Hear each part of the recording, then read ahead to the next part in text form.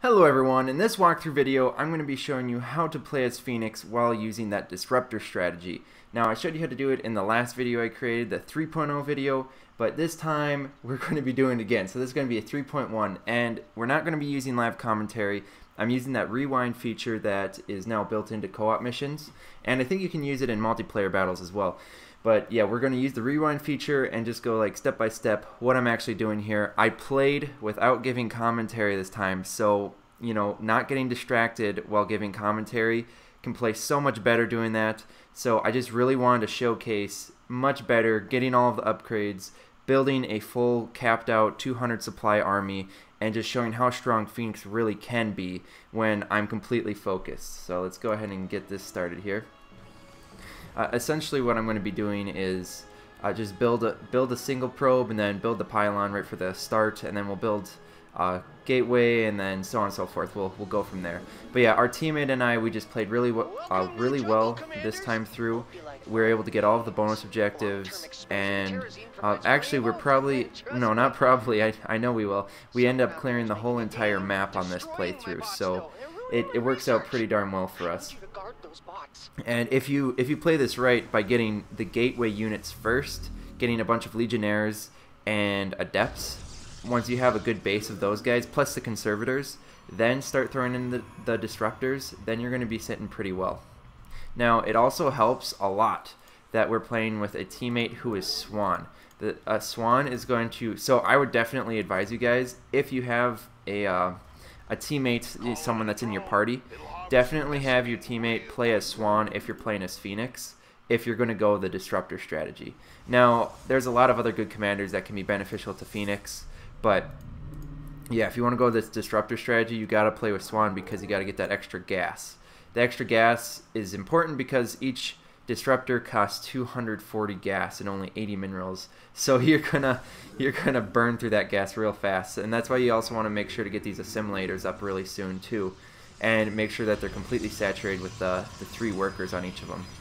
And then you're going to want to expand right away as well. So I've got this Legionnaire being created right now, and then as soon as that's completed, yep, we'll start getting this Dallas AI personality going, and we'll start clearing out these rocks. Then once these are cleared out, we're going to throw down a Nexus right away, get down both assimilators, and then hopefully our teammate will throw these little drones down on each one of our assimilators as well. And the cool thing is I can actually click on Kalkin as well. It's just like playing a multiplayer ranked battle. You can actually look at all of the stuff that your teammate's doing, and we can even look at production and spending. This rewind feature is so cool, and income for co-op missions. I just think that's really neat. This is going to be a really helpful feature, and I actually might start using this more frequently in for walkthrough videos now. I mean, if you guys like it, that is. If this is just okay, I mean, I'll just stick with the live commentary, but I can definitely play 5 times better when I'm not giving commentary. So maybe I'll mix it. Maybe I'll mix in a little bit of both. I'll do live commentary every now and then maybe I'll do some post-game commentary like this, and we'll see how it works out. But yeah, I cleared out the expansion rocks here. Then I took Dallas, and now I'm starting to clear out this enemy wave, and my teammate dropped down his Ares bots to help clear out this wave. And then I'm going to send my Dallas and my other Legionnaire over here to start clearing these expansion rocks on the geysers, and I'm going to use Fenix to clear out this area over here. The reason I dropped down Preator Fenix and send these guys over here is because he's not really that great at clearing out rocks. Legionnaires are really good, especially Dallas, because of that increased attack speed. And then Fenix, he's got that really good area damage. I mean, he's got this thunderous charge ability, and then that'll do splash damage, like I was saying. And then he's got this, as you can see, whirlwind ability, which is really good for clearing out a bunch of these enemies. So he's a lot more effective at clearing out units than he is at clearing out rocks. Especially a lot of units. Just like these guys, they won't stand a chance. Fenix can easily handle this by himself. Okay, I don't want to miss out on anything. So what I've done is, after I got these probes down, I threw down Twilight Council and the Cybernetics Core. Actually, I think I threw down the Twilight Council first, but I think you should probably throw down, Cybernetics Core first so you can start getting out those adepts. But yeah, then throw down the Twilight Council ASAP, as soon as you can. Throw this down because you want to be able to get the the Empowered Blades for Caldalis, and then Psionic Projection for Adepts. And as soon as you have the AI personality for Talus starting to get downloaded, or once that's completed, then you can download Debilitation System, which gives Talus's Ricochet Glaive an ability to bounce up to 2 more additional times, and that causes every unit hit by the Ricochet Glaive to take additional damage for 5 seconds. So you definitely want to make sure to get that. And then I threw down 2 extra gateways here. And our expansion is just about done. And I'm going to grab these probes real quick here in a second and throw them back to our supply line. Yep, there we go. And yeah, now we're doing pretty good for getting our main saturated, and then our expansion will be saturated pretty quick here. So we're doing really good on economy, and I'm going to leave some units right here and start just clearing out this. I'm not really going to focus too much on Fenix. I'll just kind of let him do his own thing over here and just attack command. And like I said, I just want to leave my units over here because the enemy waves that are going to be coming for these bots, I want to be prepared for. You want to have a nice mass of units for this first wave that's going to come at you. Okay, and that looks like our teammate has already expanded here, but so now I've got the Caldalis and the Talus AI personalities downloaded, and now we're getting Debilitation System, and we are also getting Charge for the Legionnaires. And then, for those of you who don't know, allows Legionnaires to intercept nearby enemies, also increases the movement speed of the Legionnaires. Okay, and then we're just throwing down another pylon here, because I don't want to get supply blocked. Okay, yeah, there we go. I wasn't selected on my own name. That's why I couldn't see how many probes I had on each one of these supply lines. Okay, and now here comes this first wave. I lost the Praetor suit, but I dropped down the Solarite Dragoon suit, and definitely very helpful for taking out any type of waves that come at you. The Dragoon suit is, I mean, both the Praetor suit and the Dragoon suit have their perks in different ways, but like, for example, the Praetor suit's really good if these guys are all bunched up like they are right here. That the Praetor suit has that one, I already forgot the name of it, but we'll look at it in a second here. You can jump into the enemies and stun them. That's really effective, but if you have a long line of units, this solar cannon ability is huge. Like right here, if they're not really all clumped together in one ball, they're just kind of like coming at you, that's when this solar cannon ability can be really effective. Same with the other perk of the Dragoon unit is, or the suit, is that if we had a bunch of air units attacking us, that Solarite Flare does a ton of damage, 100 damage to enemy air units. And then if you use Arsenal Overcharge, then you can, you know, without cooldown, use Solar Cannon or Solarite Flare, just repeatedly until you run out of energy. Okay, and then something that I think I'm going to continue to do from here forward when I'm playing on this map is kind of make a wall right here. I'm not just doing this because of space reasons, but I'm also doing it for that wall purpose. Because this wave, for example, that's coming right here, it's going to be real nice if I don't get here in time, even though I will, because I've got the Cyberos Arbiter suit. You can prevent the enemy from going straight for your probes. They'll have to walk around or go through the buildings first. But anyways, what I did right here, my units were over here, and I dropped down Cyberos Arbiter suit, and I used the, let's see here, the recall. Yeah, it is called recall. Yeah, just basically use 100 energy, and I recalled all my units instantly across the map. Even this conservator, which was in phase mode, allowing me to warp in units, that'll even recall too. So you can keep your conservators in whichever mode they are in. And now I have 4 robotics facilities created, and because if you can see right up here, I had 2,000 gas just a second ago, but now I queued up a ton of disruptors and a couple observers as well, so we can get extra detection. Yes, Cyberos will have detection for us as well once we get some forges down and get that upgrade, but right now I don't have that upgrade, and I don't even have any forges down. I'm just focusing on building units, and honestly, that's something that I make a mistake of a lot when I'm doing the live commentary. I don't focus on it, but I end up getting upgrades first. And yes, you want to get upgrades, but you need to have enough units to use the upgrades, you know? So it's really important that you get a good sizable army going, then start throwing on upgrades later. So yeah, right now we're staying at a pretty good mass, and it would be good for me to start throwing down forges pretty quick here, and I think I will in just about a minute or so. But yeah, we're still focusing on getting those disruptors out. And then pretty soon here, we'll also throw down a robotics bay, and that's where you're going to get those 2 upgrades for the disruptors. That's what I missed out in the last walkthrough video also. The last walkthrough video for Fenix, I did not get those 2 upgrades for the disruptors. I completely missed out on that. The first upgrade is cloaking, and then the second upgrade you can get is a double damage for this Purification Nova ability. It does a first explosion, and then the second explosion does half the damage. So this first one does 150 splash damage and additional 50 shield damage. Well, the second one, the second explosion that'll happen after you get that upgrade, it does 75 damage, and then the radius of the explosion is doubled. I'm pretty sure on that, but we'll check it. We'll check out that upgrade as soon as I place a robotics bay. I think I'm going to place it right here if I remember correctly. Okay, and then what I'm doing with these engagements is I've got all my my conservators into hotkey 2, and pretty quick here I will throw all of my disruptors into hotkey 5, and I just basically click between hotkey 2, hotkey 5. I'll click hotkey 2 and I'll use this protective field to create that bubble that'll reduce the incoming damage from enemies. I throw that down, a lot of those, and then I'll switch my conservators between phase mode and their regular mode. Phase mode and mobile mode, and then I'll continuously warp in more units, and then I'll also click hotkey 5 and I'll use this Purification Nova ability, and as you can see it does a ton of damage. It helped clear out some of these enemies right here, but I'll definitely be making more use of it in a second once I get myself a little bit more oriented. Okay, so now I'm throwing down the forges like I was saying, and now we're throwing down the robotics bay right here. And then the first upgrade I like to do, no matter really what strategy I'm using, I get the upgrade for Fenix's suits, armor suits.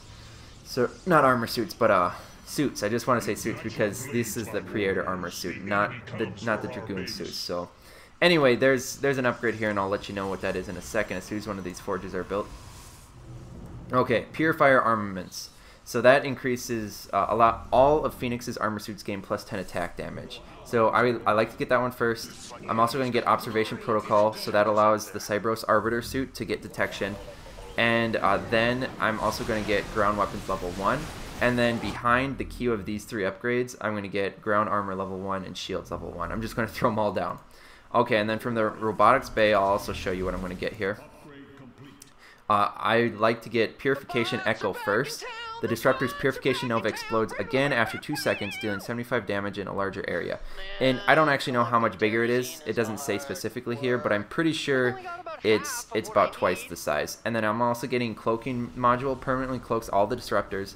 And then I'm also getting Gravitic boosters, increases the movement speed of observers by 50%. Pretty sure that's how you pronounce that. Alright, and then now I have all of my hotkeys set up here. And as you can see, I'm discussing with Kalkin how annoying this guy is.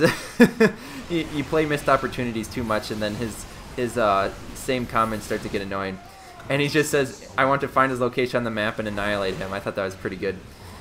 Okay, so yeah, as I was saying, now I have my disruptor set into a hotkey, and I'm gonna keep on, I keep getting more units, I'll keep on resetting up these hotkeys so I can get more of my units into hotkey 2, hotkey 5. And yeah, this just really helps me to keep on, as you can see, I'm throwing down these protective fields, and I keep on using Purification Nova. It's really helpful to pop between the 2 sets of units that you have when you're playing in that manner, when you have those hotkeys set up for you. And you can use whatever hotkeys you want, you know. I just find, I always put my Nexus on hotkey 1, and I put Gateways on hotkey 3, Robotics Facilities on hotkey 4. That's just generally what I do. So hotkey 2 and hotkey 5 are just really close to those 3 other hotkeys. That's why I tend to select those. Then I like to put a Purifier Conclave on hotkey 8. And once I do it, I haven't done it yet, but I'll throw all of my forges on hotkey 0.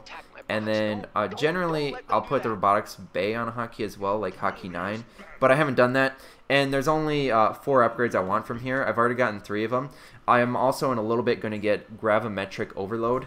Tal'Darin's attacks store 25% of the damage dealt on the target. When that unit is killed, it explodes, dealing all the damage, all of the stored damage to the nearby enemy units. So I'm going to go ahead and get that one as well.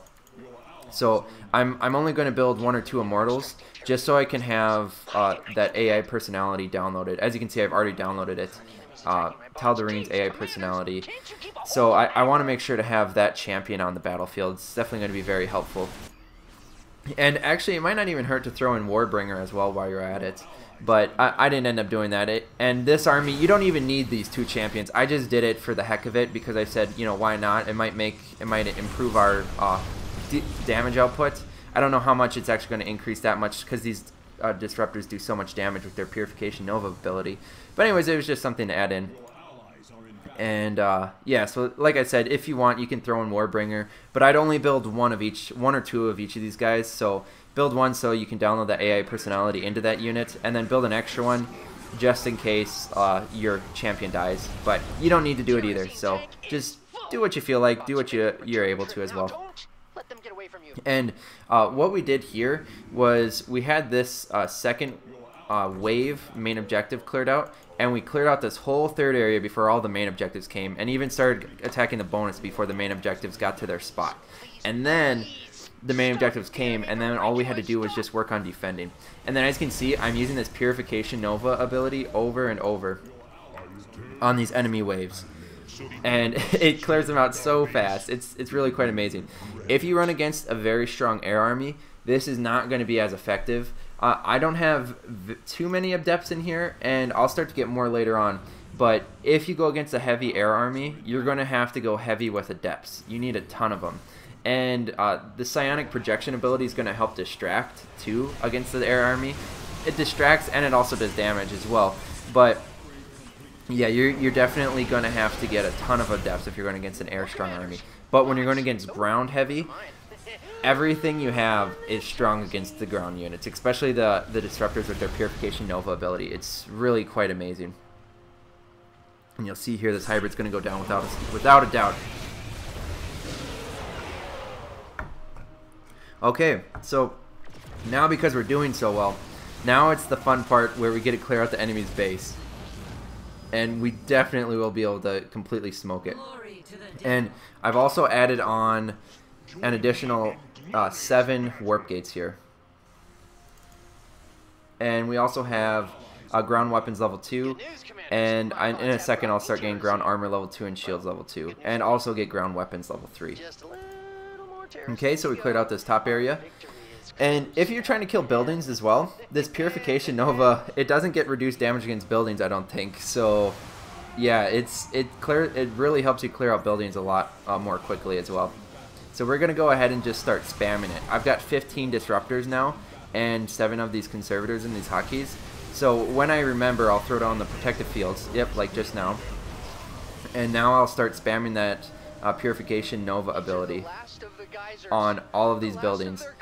And you'll see it in just a second here, I'm pretty sure. Yep, here you go. Yeah, it's just, oh man, the damage output's incredible. The health just evaporates. It's just like gone. I love it. Okay, now we've completely cleared out the entire enemy base. Everything's gone. And we got both bonus objectives.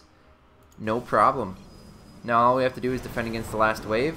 And I use one of these Conservators to continue to warp in units. And because there's not an air heavy army, I'm still not warping in very many adepts.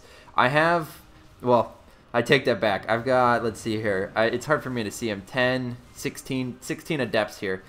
So if anything, if you're not going against very many air units, at least try to get 10 adepts, extra adepts besides Talus. So you can get on this Ricochet Glaive, see that, plus 10 damage each. That can stack up to 10 times. For this ability, increased damage can stack up to 10 times. So you want to make sure to build at least 10 of these units for Talus, and then same for the Legionnaires. For Caldalis, you're going to want at least 10 of them. So here, if I can select Caldalis in a second here, yeah, as you can see, up to 10.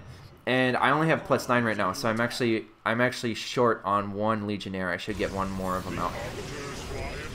And now I'm doing the recall ability because my units were out of place. Recall them right in front of this enemy wave, and they're instantly dead. And I use Purification Nova. I have so many available, these guys are all going to die.